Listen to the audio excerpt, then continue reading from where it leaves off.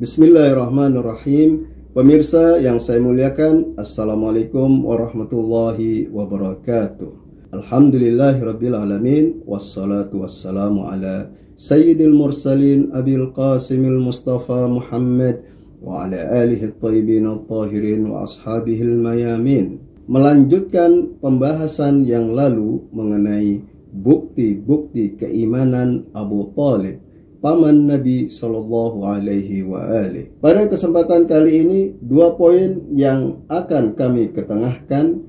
Yang pertama, penjelasan atau pandangan-pandangan yang menguatkan bukti-bukti keimanan pamanda Rasulullah yang telah kami sampaikan di kesempatan yang lalu. Berangkat dari Al-Quran, Surat Al-Mujadilah ayat 22, bahwasanya orang-orang yang beriman kepada Allah Subhanahu wa taala tidaklah mungkin berkasih sayang kepada orang yang kafir kepada Allah dan Rasulnya. Dalam hal ini Rasulullah mencintai Abu Thalib dan pamannya ini pun mencintai beliau Sallallahu Alaihi Wasallam, hingga ia membela keponakan tersayangnya ini dalam menyampaikan risalahnya dan dalam menghadapi kaum kafir yang memusuhinya. Mari kita simak penjelasan berikut di dalam kitab Nadmul Mutanatsir fil Haditsil Mutawatir karya Allamah Al-Kittani, halaman 128, pada Kitabul Manaqib bab keutamaan. Allamah Al-Kittani menerangkan 2 poin. Yang pertama, ahaditsun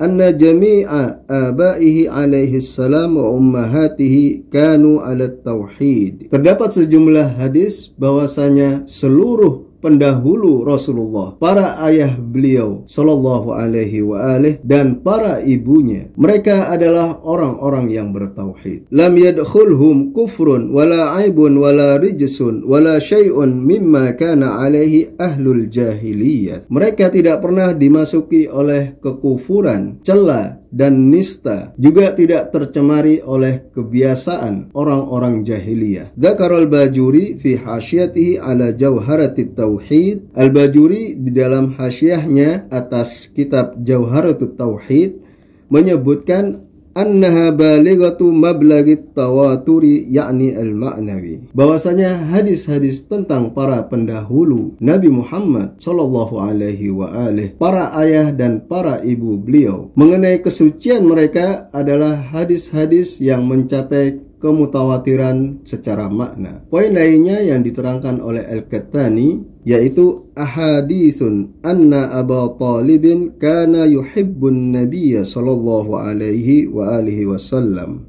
wa yahutuhu wa yansuruhu. Terdapat hadis-hadis bahwasanya Abu Thalib, paman Nabi, mencintai beliau dan melindungi serta membela beliau. Dzakara Syekhul Jalilu Al-Allamah As-Sayyid Muhammad bin Rasul Al-Barzanji Al-Madani fi ta'lifin lahu fi najati abawaihi sallallahu alaihi wa alihi. Allamah Al-Barzanji di dalam karya tulisannya mengenai keselamatan kedua orang tua Nabi Muhammad sallallahu alaihi wa alihi fi khatimatihi allati ja'alaha fi najati Abi Thalib. Di bagian penutupnya yang menerangkan tentang keselamatan Abu Thalib, annaha mutawatiratun, bahwasanya hadis-hadis tentang keselamatan kedua orang tua Nabi dan paman beliau adalah hadis-hadis yang mutawatir. Wa nasuhu tawataratil akhbaru, dan teks dari Allamah Al-Barzanji bahwa hadis-hadis tersebut adalah mutawatir yang isinya anna Abu Thalibin kana yuhibbun Nabi sallallahu alaihi wa alihi wa yahutuhu wa yansuruhu, bahwasanya Abu Thalib mencintai Nabi dan melindunginya serta membelanya. Wa yu'inuhu ala tablighi dinihi, Abu Thalib membantu Rasulullah dalam menyampaikan agamanya. Wa yusaddiquhu fima yaquluhu, dan membenarkan ucapan beliau. Wa ya'muru auladahu ka Ja'farin wa Aliyin bittiba'ihi wa nasrihi, dan menyuruh anak-anaknya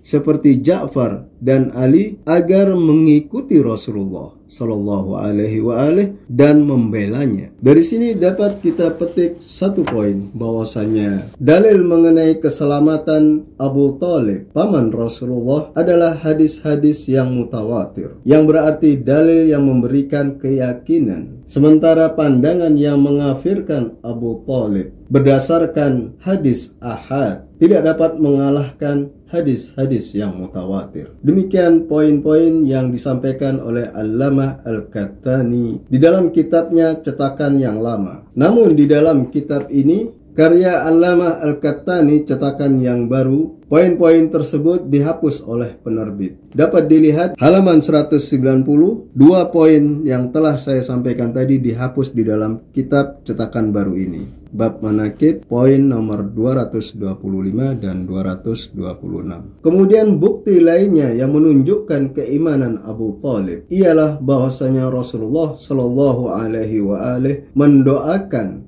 pamannya yang tercinta ini, sebagaimana di dalam kitab Tadkiratul Khawas karya Sibit Ibnul Jauzi, terbitan Darul Kutubil Ilmiyah Beirut, halaman 12. Wa qala Ibnu Sa'ad bil isnadil mutaqaddim haddatsani Al-Waqidi. Ibnu Sa'ad dengan sanad sebelumnya menyampaikan bahwasanya Al-Waqidi menyampaikan hadis. Qala Ali alaihi salam, Sayyidina Ali berkata, lamma tuwfiya Abu Thalib akhbartu Rasulullah sallallahu alaihi wa alihi. Ketika Abu Thalib wafat, aku kabarkan kepada Rasulullah. Fabaka bukaan syadidan, maka beliau menangis sejadi-jadinya. Thumma qala idhab faghassilhu wa kaffinhu. Kemudian beliau bersabda, pergilah, mandikanlah ia dan kafanilah. Wawarihi, dan kuburkanlah ia. Ghafarallahu lahu wa rahimahu. Semoga Allah mengampuninya dan merahmatinya. Wa qala lahul Abbas. Al-Abbas berkata kepada beliau, ya Rasulullah, innaka la tarju lahu. Wahai Rasulullah, sesungguhnya engkau mengkhawatirkannya. Faqala ay wallah inni la arju lahu. Rasulullah berkata, ya demi Allah, sungguh aku sangat mengkhawatirkannya. Wa ja'ala Rasulullah sallallahu alaihi wa alihi yastaghfiru lahu ayyaman, dan Rasulullah memohon ampunan kepada Allah Subhanahu wa taala untuknya dalam beberapa hari. La yakhruju min baitihi, yang dalam hal ini beliau tidak keluar dari rumahnya. Wa qala Al-Waqidi, Al-Waqidi menyampaikan, qala Ibnu Abbas berkata, arada Rasulullah sallallahu alaihi wa alihi janazata Abi Thalib. Rasulullah berdiri di hadapan jenazah Abu Thalib. Wuslatuka rahimun, engkau telah menyambungkan kasih sayang denganku. Wa jazakallahu ya amma khairan, semoga Allah Subhanahu wa taala membalas kebaikanmu wahai paman. Dari riwayat ini dapat kita petik bahwasanya Rasulullah sallallahu alaihi wa alihi sangat mencintai pamannya Abu Thalib hingga beliau memohon ampunan kepada Allah Subhanahu wa taala untuknya dan menghormatinya serta melayaninya di saat wafatnya. Beliaulah yang mengurusi jenazahnya dengan memandikan, mengafani dan menguburkannya, dan beliau menetap di dalam rumah selama berhari-hari dalam memohonkan ampunan untuk pamannya Abu Thalib. Inilah bukti lainnya mengenai keimanan Abu Thalib, bahwasanya setiap mukmin dalam wafatnya adalah kewajiban bagi saudaranya dalam mengurusi jenazahnya, seperti memandikan, mengafani, dan menguburkannya serta mendoakannya. Dan itulah yang dilakukan oleh Rasulullah Shallallahu Alaihi Wasallam untuk pamannya Abu Thalib bin Abdul Muttalib. Demikian yang dapat saya sampaikan. Semoga bermanfaat. Wabillahi taufiq wal hidayah. Wassallallahu ala Muhammad wa ali Muhammad. Wassalamualaikum warahmatullahi wabarakatuh.